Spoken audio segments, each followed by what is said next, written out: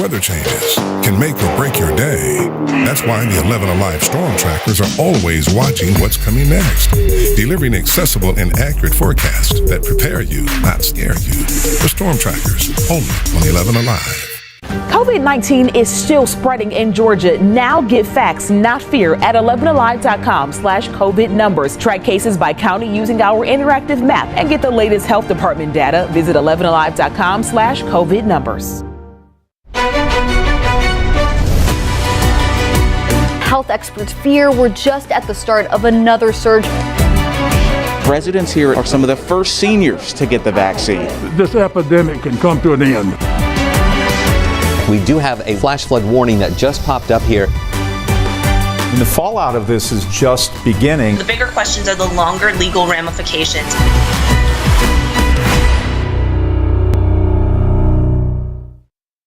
Morning news should be both informative and fun. Gone are the days where we're speaking at you. On Morning Rush, we're speaking with you.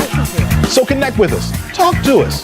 Think of it as a conversation. Morning Rush, weekdays, 5 to 7 on 11 Alive. Quick, open your phone camera right now, aim it at the screen to download 11 Alive's new and improved app. This QR code will take you to the App Store or Google Play. One simple tap gives you enhanced radar, street-level zoom. The gaps that this pandemic clearly has highlighted, the gaps that we can do something about, close the literacy gaps, and the numeracy gaps. We can do it. We're hopeful that even universal pre-K will be something that becomes a priority for this country. We know it's one of the items on President Biden's list. We hope that our nation will get behind it so we can stop talking about gaps and we can start closing the gaps. Thank you, and I'll turn it over to my colleague. So good afternoon. I'm Dr. Lisa Herring, Superintendent of Atlanta Public Schools, and I am very pleased to join this afternoon our Senator Ossoff, as well as my superintendent colleagues from the greater metro Atlanta area.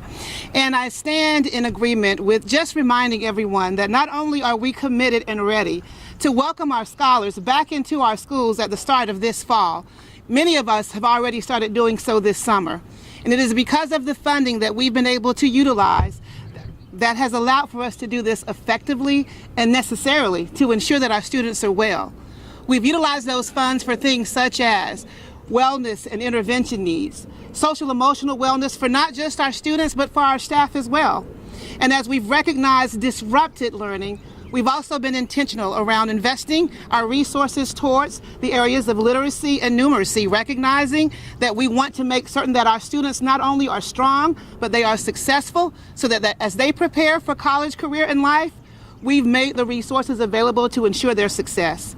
I also want to emphasize that as we prepare for the fall, and as we all stand in preparation for being open, we want to encourage our parents to stay in communication with our school system so that we can ensure you of what we have in place, so that you can be aware of what will be prepared for your students as well as for our staff.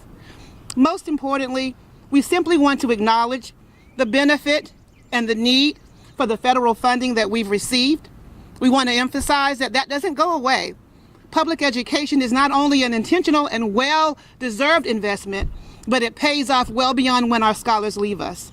So we are encouraged, we remain steadfast, and we look forward to the fall when our doors are open and our scholars are in and our families will be back with us. To the Senator Ossoff, we thank you for this convening, for the discussion, and we're proud to stand together to say we look forward to seeing you in the fall of this year. Thank you. Good afternoon, everyone.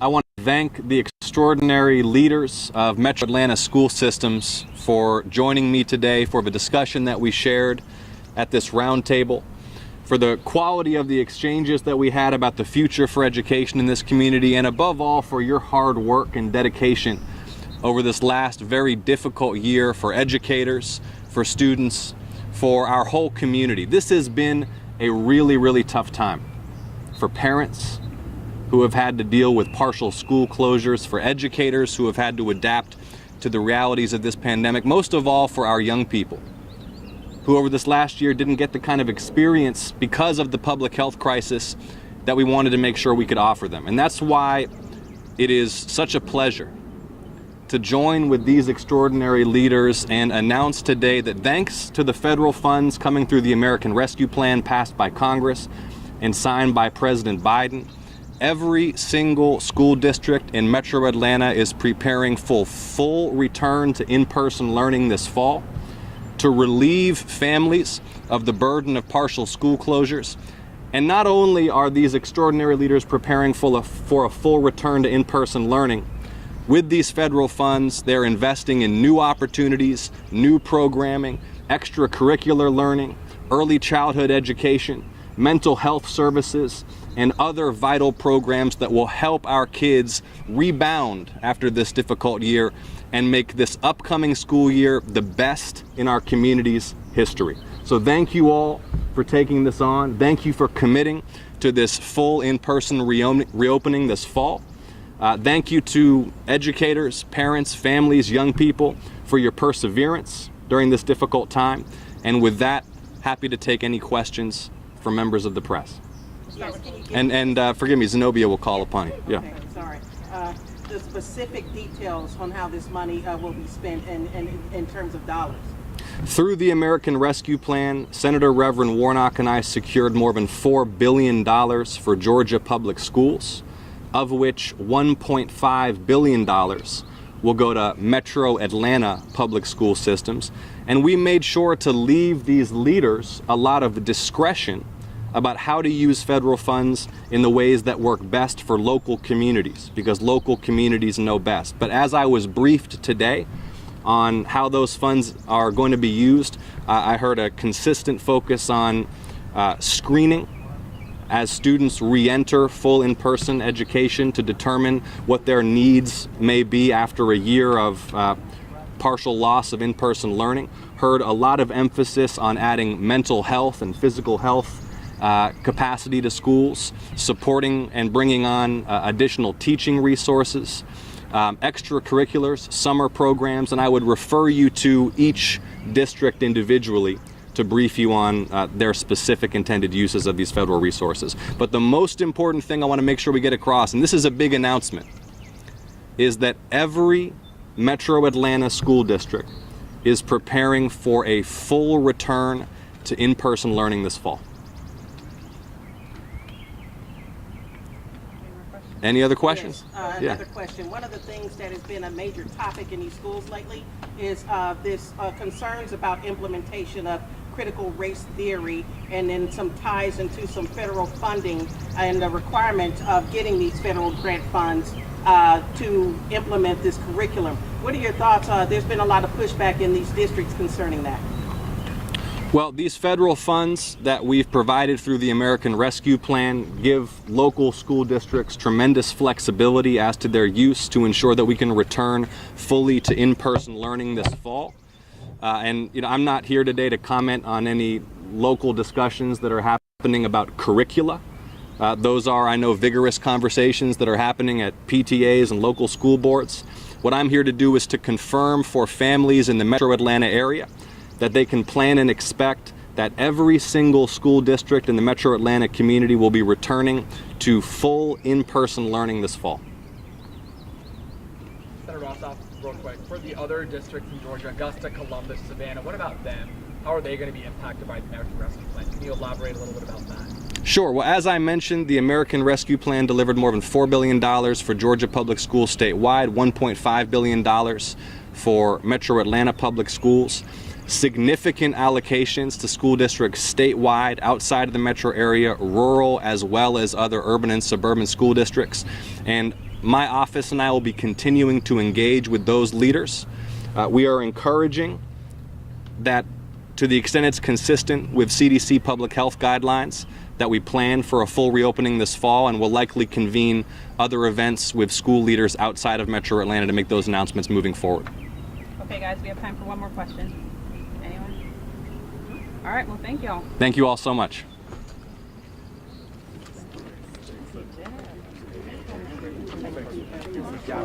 I'm calm too. I can replace Miriam. You sure can. Great job, colleagues. Thank you so much. We're going to hit John with Thank you. Always good to see you. Is it possible before we leave that we can get a picture with Senator Ossoff with Clayton County delegation and superintendent? Yeah, if y'all will set yourselves up because he has to be driving off at 1 o'clock. That's like 5 minutes. Are y'all ready? Yeah, we're ready. Like just two of y'all? No, they're right here. That's what I'm saying. Like, Go get them together. give everyone a symbol. Say again. Not much. I mean, he has to be driving. Okay, a group photo?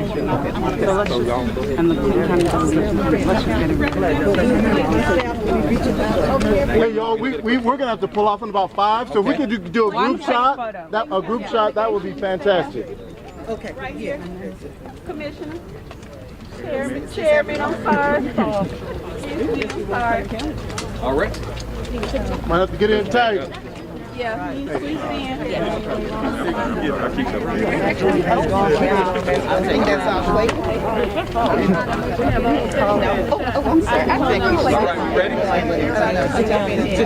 Everybody, all right, everyone, if y'all look right here on the count of 3. 1, 2, and 3.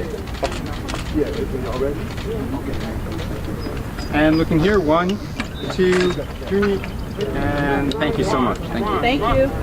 Hold it 1 second. Hold it 1 second. They want to get in the photo. 1, 2, 3. Clayton County. All right, thank y'all. Senator, the nurses would like a photo with you. Sure.